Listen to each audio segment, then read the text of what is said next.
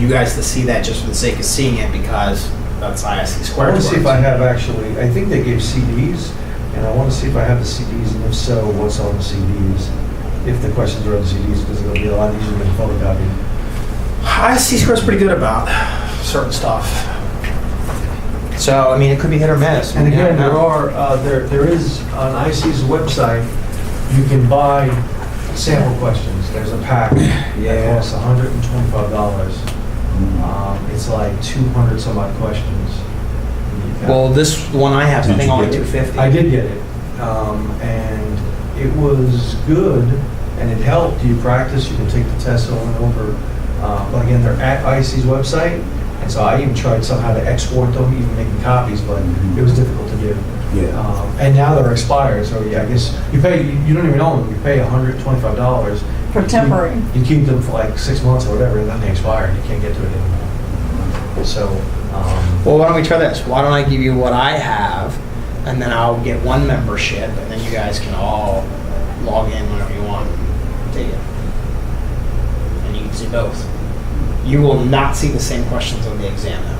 They have pools and pools of questions, thousands and thousands of questions. So you will not see the same questions. It's not like your Security Plus where you can brain up your way through it. I mean, but believe it or not, I didn't think the questions were that hard. Questions were not that hard. It was just, like this example, it was. What's that keyword? Yeah, there was like 3 of them that are somewhat vague, and then the 4th one is longer and much more detailed. Is how I interpreted a lot of them. But you gravitated right to the right answer. Yeah, and so it was not like an idle question, that's for sure. I haven't taken the NO yet. So your website, is there like a registration fee for it? No, just click the free registration on the website, and I'll probably be working on this curriculum over this next month. So as I one will be like all the uploading of the documents and all the shortcuts, and then I might actually put part of the audio up there. I probably wouldn't take this audio and just dump it up there, since the nature of I would rather not put it up there because we're having a frank and candid conversation, and I wouldn't want disclosure factor on the website. I'd rather let's have a good conversation in here and let's do some good learning, and you guys can have a copy. I'll just give you a copy, but I'm not going to put it up there for anybody who wants to pay me to register. But yeah, I can, set you guys up access with this stuff, and the cool part is you can access all this on your iPad or Android or iPhone or anything like that. So literally you can sit and take practice test questions. Yeah, but it's going to take me at least another 3 or 4 weeks to get enough practice test questions filtered that actually look pretty decent. So, all right. So we got a little bit left here. Not even 20 slides, so let's knock this out of the park. So cybersecurity responsibilities falls under M1028. Specifically, though, this annual FISMA report goes to Congress. And the portions of this come from the actual president's budget or OMB. So they have cybersecurity coordinators and policy developers that all do this stuff over at Homeland Security.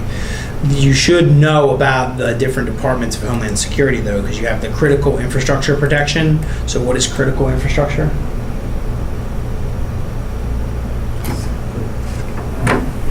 Say it again. What's critical infrastructure? Critical systems. What keeps you up and running? There you go. Stuff like Your sewage, your pipes, your gas, your electric, utilities. Think of just generic utilities, but think national utilities, like our own power grid and failover of the power grid. Nuclear power plants fall a little bit into that, slightly. And you can actually go to a website for each one of these. It is helpful. No, you can go away. It is helpful to go to US. What am I thinking? What I just said? US Cert. Yeah, US Cert. USCert.gov. This originally was a MITRE court website. But this is where the publication, security publication, the alerts, you can report stuff. You can go in technical and non-technical. You can look at all of the government's recognized advisories or security bulletins or alerts, advisories, and bulletins, and you can get detailed information. So this is very, very technical, security oriented. And you can take any security alert and basically filter it by date. And so basically this is the formal document for the vulnerability. So this comes out on this side of the fence, then they put out the, I guess, request for information, all the agencies, and say, hey, we want to check your systems on X, Y, or Z. You guys go grab the details and the technical stuff, and then basically file that report, and ultimately it gets aggregated so that they can do a government-wide assessment of impact. And for whatever it is. The good part about this stuff, though, I want to point out, is the references right here. Now, US CERT, they don't necessarily disclose all of the exploits, because if you put the exploit out there, people go to town with the stuff. But if you dig long enough and hard enough for the CVE references, which stands for Common Vulnerability and Exposures, on other websites, you can find that information, especially the underground stuff. Trusted Internet Connection Initiative, basically trusted internet connections. And the operational aspects of cybersecurity is relatively new. So all of this falls under the DHS umbrella. So Homeland Security, in theory, to prevent terrorism and enhance security, manage our borders. But that was moved inside of DHS because that's always been a federal government responsibility. Enforce and administer our immigration laws, and you can even tie that into some of the less popular subjects. And then cyberspace, and then disaster and contingency planning government-wide. All right, so five basically missions for DHS. And then I have a blurb here for each of those. So manage our borders, that would include U.S. air, land, sea, and ports of entry, streamline lawful trade and travel, and disseminate transnational criminal and terrorist organizations. So you can bet to believe that there's an interface to like Interpol and things like that. And then, of course, cyberspace, which is to analyze and reduce cyber threats or vulnerabilities. The threat is the potential that exists, and the counterpart of that, which is are our systems vulnerable? Distribute threat warnings to coordinate response to incidents, either to our computer systems or our networks. Here's the presidential directives in the last quick snapshot. Now, this has changed over time. So it's a good idea to know what president has done what. Luckily, you won't be asked that on your CAT practice exams, but I think it's helpful to know in terms of history because that's another why factor. Why are we doing this?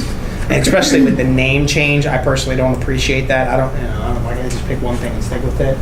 Personally, that's my opinion, but hey, I didn't write this stuff. Then you have your presidential directives, and so some of the popular ones would be the Homeland Security Advisory System. Do you guys know what that is? What used to be the green, yellow, orange, red, now they changed it.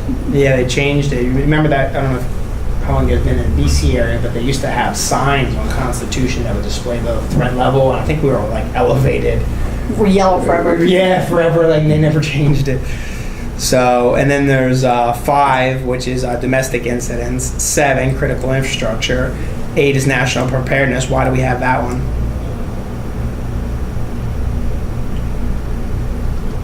National preparedness? Yeah. Where's that come from? What's the why behind that one? September 11th? Yeah. No? Well, I don't think so. Yeah, PDD. Hold on. PDD. That would have been Clinton. Oh, okay. So I was wrong even. I was thinking it was before. I was thinking Katrina. Was Katrina Clinton? No, Katrina's Bush. Yeah, so what was I thinking? I don't know. Somehow I had Katrina in my head, but that would have been here. And that would have been, Treatment was what, 2005? yeah. So this is before, I was 4 years, at least 4 years before that. I don't remember. Something happened under Clinton's belt. That's why. Or his watch. But yeah, so he initiated that one. Then there's HSPD 12. Those are the Bushes, Junior, and that was the common identification card. And then HSPD 20, National Continuity Policy, and then 24 is biometrics, biometric screening. All right. So, and then we go into a couple of these. So HSPD 1 to Assistant to the President of Homeland Security Chairman, Secretary of the Treasury, Secretary of Defense, the Attorney General. These are basically all the big ones. All the federal agencies. So several people are involved with the council, if you will. Central Intelligence, Federal Bureau of Investigation, Chief of Staff to the Vice President, etc. Everybody but the Department of Agriculture. Then you have 3, which here's your advisory system, elevated, high, severe, right? That's the old. Yeah, that's the old one. But it's still a snapshot in time at HPD, right? And then domestic, let's see, the National Incident Management System, Preparedness Resource Management, established a single comprehensive national incident management system. And this is still not working in the capacity. Remember, we used to have, was the Emergency Broadcasting Station? Yeah. Is that what it's called? Yeah. And now that's called the Emergency Alert System. Yeah, just Now. did a test on it not long ago. So Yeah. what was, the major differences between those two? Alert? The broadcast system was analog, and it was a very manual system. So, like, literally sirens in the town and get under the shelter because the nuclear bomb was coming, Yeah. and they would broadcast that over UHF and VHF airways in a completely analog fashion. And then when they changed to completely digital, then it was the emergency alert system, which I still get annoyed by those monthly tests. Dude, this is only a test. And so, like, they just did a global test of that, and somewhere Lady Gaga was playing instead of the alert system and stuff like that. So apparently there's still a few kinks in that system. Is the railroads in that infrastructure? What is it? Railroads, are they in the infrastructure? Yeah, I'm aware of it. Just curious, 'cause it's all Automatic quasi-government critical thing. infrastructure. Yeah, they're critical, but they're not. Well, the utilities, the electric companies are part of the government too. Those guys are getting paid. Those critical infrastructure people. Oh, Oh yeah, some of those guys Mhm. want $2,000 and $3,000 a day to come on site and consult with you. oh, you kidding me? Yeah, I mean that's just a fortune if you ask me. All right.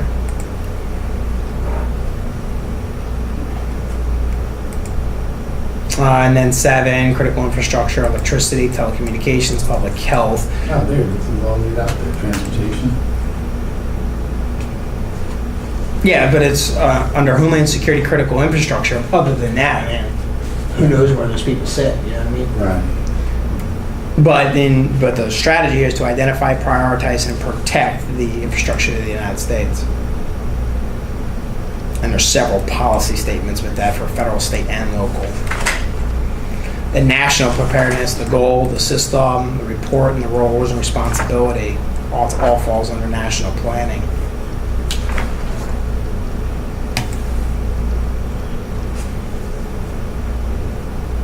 And then counterterrorism, national preparedness.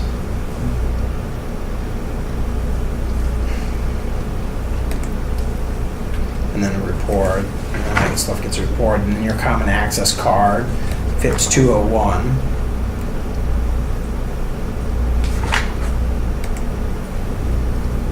And so national continuity policy, continuity of operations, right? All of this. Now, this in itself is just the policy that says, as a nation, do our best to continue to function. This goes a little bit beyond the Secret Service in protecting the president. I can tell you that. although we probably will never find out exactly what's all in the detail. State, local, territorial, and tribal governments and private sector organizations in order to ensure that a comprehensive and integrated national continuity program. This goes down, everywhere from, changing highways from two-way to one-way, so you can go out of the town, if you can't go into the Right. disaster zone. I mean, all that stuff is coordinated, All right, so 24, the biometrics. The strategy here is to screen for suspected terrorists or collect biometric information on folks. So what you'll hear a lot with this one is the privacy / security versus freedom. Because you've got your Fourth Amendment, which is illegal search and seizure, and then you got your Patriot Act, which basically says even if Fourth Amendment. if you think you're a terrorist, then you don't have a Fourth Amendment. Exactly. That's okay. I'm a potential terrorist simply by the fact that I, according to the government, stockpile basic supplies. I always have. Yeah, Be I do it that canned too. goods or paper goods It's called or being prepared. whatever. Yeah, right. But they see it as potential terrorists because that's the type of thing that the homegrown militia and those kind of people do. So potentially based on Yeah, that but you're doing habit, it for a different reason. tell it to them after they've already, Locked you up and incarcerated you, Yeah. you're not ready to do your rights. yeah. Well, they have to take a lot of the population out if that's the case. There are some 'Cause a religions lot that of- a lot mandated of Mormons, people I I know- believe, they're not, if Yeah. I'm not mistaken, are mandated a year's supply of preparedness. Did what? I believe the Mormons are Oh, mandated by their faith that to have a year's I love the preparedness. I do too. I mean, We're in an age where you can't mess around with that stuff. There's going to be, instead of the 3-class system of lower class, middle class, and upper class, the class system is going to change dramatically in the next 10 years. It's going to be those who are knowledgeable and prepared and everybody else. There's going to be the two groups of people. Well, take for example, what happened in Japan. Suppose yeah. we had something like that happen And we will. in the middle of the country with a nuclear power plant. You got to take shelter in place, Right? which means you have to be able to eat, and along with well, look everything at the else. earthquake we had that nobody was looking for, Yeah, I was here in this part. and of Lake the- Anna went down. Their nuclear plant went yeah, down. yeah, Well, they took it down. But either way, I mean, yeah. we're maybe, if the crow flies, 30 miles from. Right. So, yeah. If But yeah, but it's one of the reasons why, not to go off subject here, why, for example, we have because we're on all electric property, we have a generator to run necessities. But You have one, a gas generator or Yep. gas or natural gas generator? gas. Okay, because they actually sell them now. I've been doing some research. Oh, on it. Yeah, no, that's a great idea. yeah, because they burn cleaner.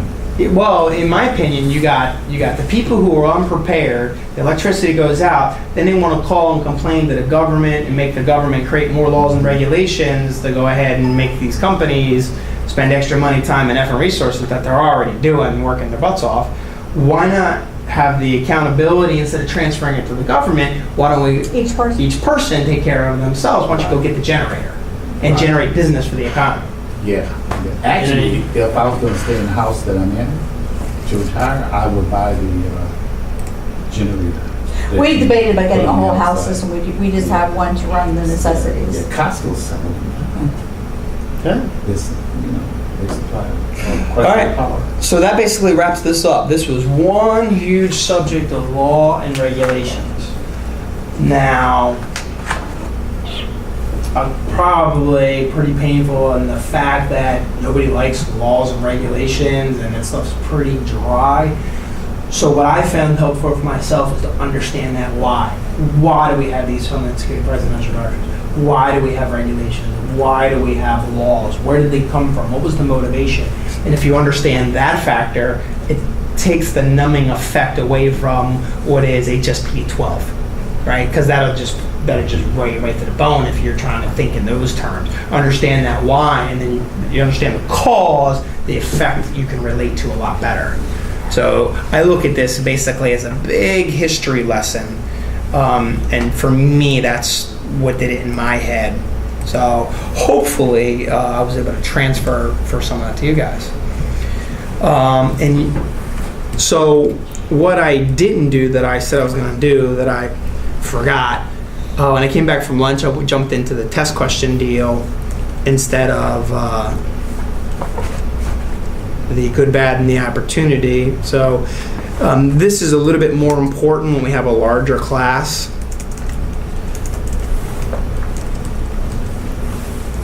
But so what I want to do is I just want to go around the room, find out what you liked about today, what you didn't like about today, and where can we improve as a group. So I do this more for larger groups, but nonetheless, I mean, we still get good feedback. I mean, you guys are a team, so what this exercise does, is it gets us through the storming, norming, and performing part of team building.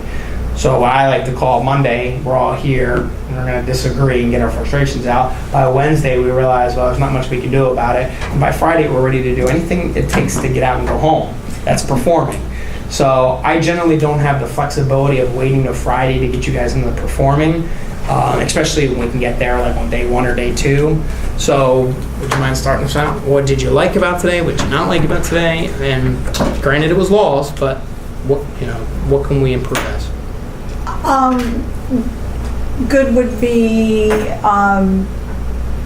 volunteerial versus time and breaks, where we weren't so inundated that heads were spinning. Some people Enough of a break and refresh to. This class stay can be alert. done in a 3-day format or a 5-day format. So we're right in the comfortable middle of 4. 3 is a little aggressive in my opinion. 5 is a little dragged out in my opinion. So we're right at that comfort zone. So we're not under a rush, and nobody's taking the test on Friday, so there's an element of that too.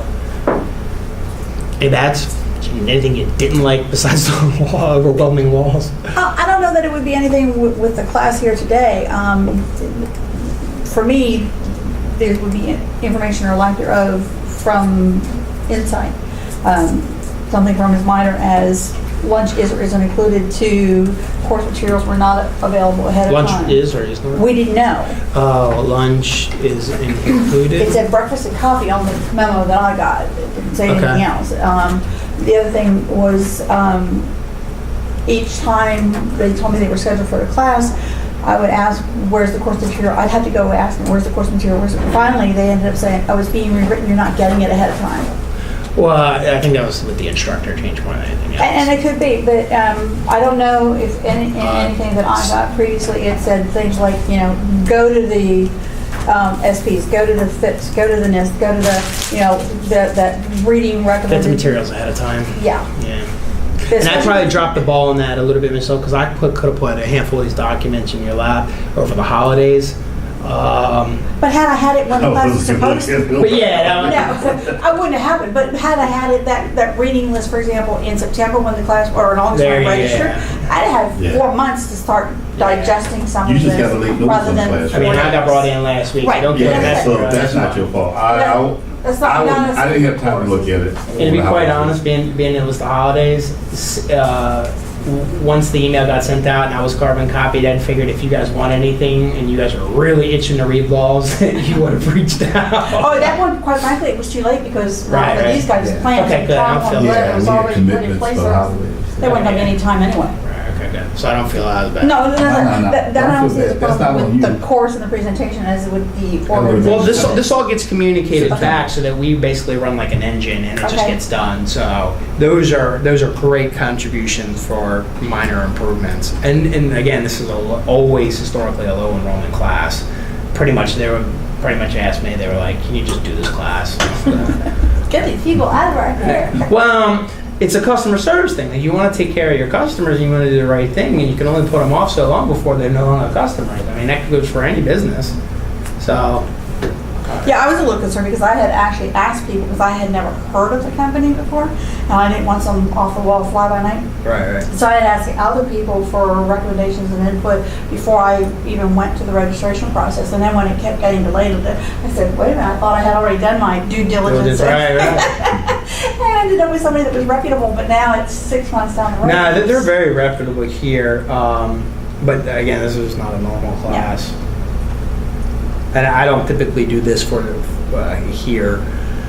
I mostly play on the Fitzy Institute side of life, which is a little bit more advanced and in depth. I'm actually writing the operator certification right now for Jim. Well, which is good. So the good news is you guys can actually knock 2 certifications out here. You can take your CAP exam, and then with a little bit more, you will have to study a little bit more. You're going to have to know some of those, M-11-12 documents, and get to the specific controls. So here, you're not going to get anything more difficult than, hey, what's the control for that? But on the FTSE side of it, they want to know what is access control 5. You Okay. really have to know. That table? Yeah, you Okay. got to know Appendix F, like inside and out. It's just that much more in depth because they want the exposure. It kind of is like the cutting of the cream of the crop. Anybody can brain dump away through a certification or gloss it over and get the idea.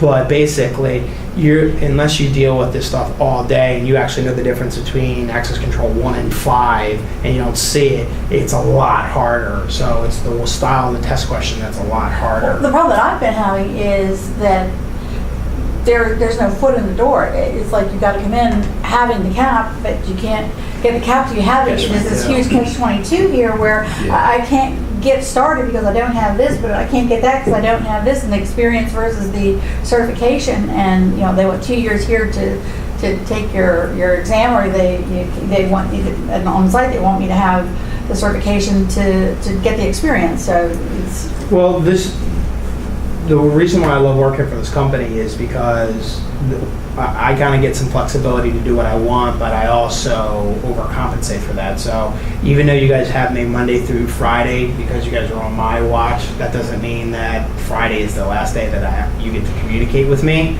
So in a month from now, 2 months from now, if you need to have a phone conversation, you got to schedule it around, when I'm in class or not. But we can communicate via email. You can send me test questions, and you can say what was this again? So you basically have me till you're certified. So if anything, that should help in the comfort level of itself. I am a resource. You can use me. Whether you want to be friends on Facebook or LinkedIn, that's up to you. But that's what we're doing. All right, so Lewis, good, bad, and opportunity. Well, I agree with her on the breaks and the fact that Good or bad? good, and the Okay. fact that it is a smaller class that helps because it's a lot less stress and pressure because you're not worried about holding up the class for others and everything like that. So it's a little bit more informal, and that makes it for a I'm good, very laid back. Yeah. that makes it for a good environment. So I do like that. The facilities are relatively close to the men's room, water and everything like that. So Men's yeah. room is close. That is important. It is. Well, the other advantage for me in the smaller classes, I tend to get in classes where you've got somebody who's already the expert, and I feel, intimidated. Who's that? No, in larger Ah, classes, okay. I've been in situations where I feel like I'm low man on the totem pole, and I get intimidated or embarrassed about asking what That somebody was your else might know. first comment on the That way was a in. dumb, obvious kind of, well, for me, it wasn't. So in a smaller class, especially when everybody else was saying they don't do this day to day either, it's like, phew, okay. Well, I don't treat anybody like they're dumb. And No, it's, and it wasn't the the way instructor, that I it was sometimes it's the other engage students. is, and it's basically participation. I don't ask gotcha questions, but I do ask stimulating questions, or I'm trying to anyway, that'll make you guys think, and again, repeat it back to me, get it out, because you have to recite it to me. I don't have to recite it to you. I get paid to do that stuff. There's no certification online, but you guys actually have to recite it to me, so that way I know that you know it, and then I can get inside your head and get you to the next step, which I can do. We can do that for as long as it takes. All right, so really, there's no dumb question to ask me. Anything you want. That's the challenge of getting it out. You want to say it, but the words aren't coming as quickly, and I'm trying to be as more patient than I possibly can, just like to get you to that point. Anything else you want to add opportunity? Well, I would just mention that it just seems that because this first, and I've experienced this before, because we're at the very beginning of these chapters, getting really in the meat and potatoes of it all. So really the first chapter or two usually covers a lot of overview, and I ran into that in many different certifications, many different classes. But it just seems like we're a little bit like kind of going a little bit scattered on the topics as far as the initial 2 chapters that we covered. And I don't know if, the material just seems to be kind of a little bit we're dipping into different things. So I don't know if that's a result of material or the way So the let's put that as an material's opportunity. Materials seems to be, Like I'm trying to see, and I guess maybe it's a benefit for me because I had taken this class with the official ISC documentation, so I'm kind of, I guess, judging it against that. I'm trying to make the correlation how the material and the documentation here works the same as the official body of knowledge that ISC squared gives out. well, I try to steer the discussions based off, even though we don't have the test questions in front of them, I have a lot of them in my head. Yeah. And so like I try to steer it towards that and make the point and kind of spend a little bit more time in the beginning sharpening my axe Right. as I intend to speed that process up a little bit later. So good. Material seems to be dipping into different areas. Maybe opportunity to organize / clean up. Does that capture it? Yeah,